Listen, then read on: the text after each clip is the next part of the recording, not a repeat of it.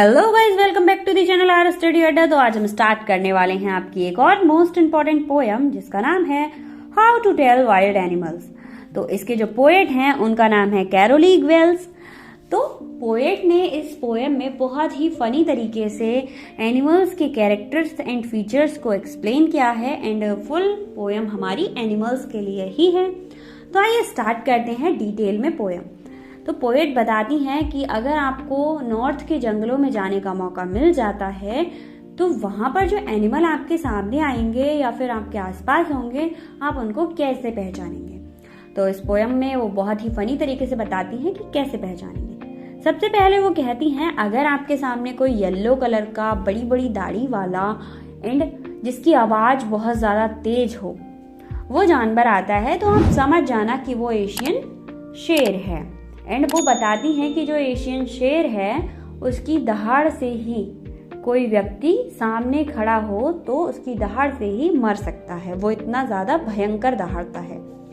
And उसके बाद वो बताती हैं, सीधा सा मतलब है भाई, अगर आपको येलो कलर का कोई जानवर मिलता है और आपको दहाड़ने की आवाज़ सुनाई देती है तो आप समझ लीजिए कि एक भयंकर चीज़ हमारे सामने आ चुकी है और हमारे मरने का टाइम आ चुका है।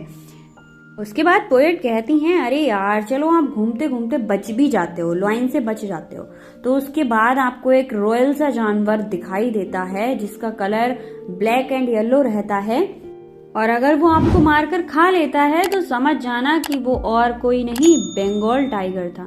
तो गाइस यार, मार ही के खा ही जाएगा तो हम समझेंगे कब, हम तो जा चुके होंगे ना। तो इतने भयंकर भयंकर जानवरों को इतने फनी तरीके से बताने की क्या जरूरत थी। चलते हैं नेक्स्ट लाइन की तरफ। चलो इन सब से बच के भी आप घूम रहे हैं, वॉक कर रहे हैं और आपको एक जानवर जिसकी बॉडी पर ब्लैक कलर के स्पॉट हैं और थोड़ा येलो येलो है, वो जैसे ही आपको देखेगा आपकी बॉडी पर झपट्टा मार देगा। अब झपट्टा मारने के बाद आप समझ जाना कि वो कौन है, लेपर्ड है। तो इसलिए भाई ये क्या चल रहा है, कुछ भी मतलब हमें सब कुछ कर देगा, उसके बाद हम पहचाने क्या है ये।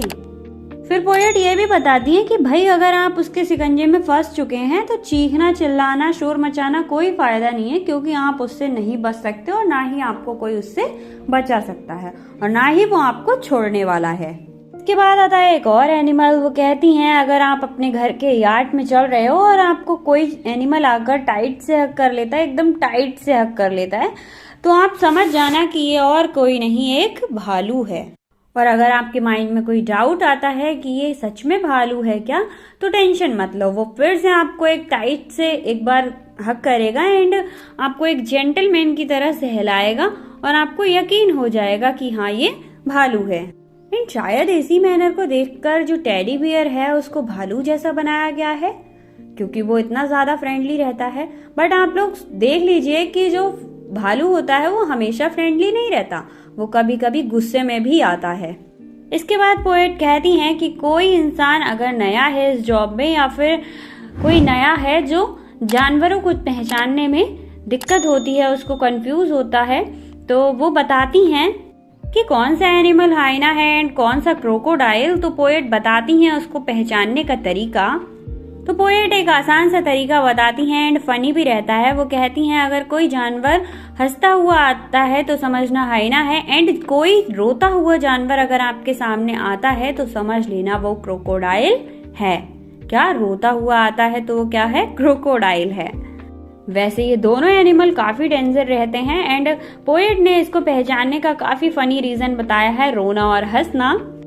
उसके बाद पोएट बताती हैं कि चैमेलिया एक बहुत ही छोटा एनिमल रहता है और देखने में लेजर्ड जैसा ही होता है, बट उससे थोड़ा डिफरेंट रहता है क्योंकि चैमेलियन के कान और विंग्स नहीं होते हैं।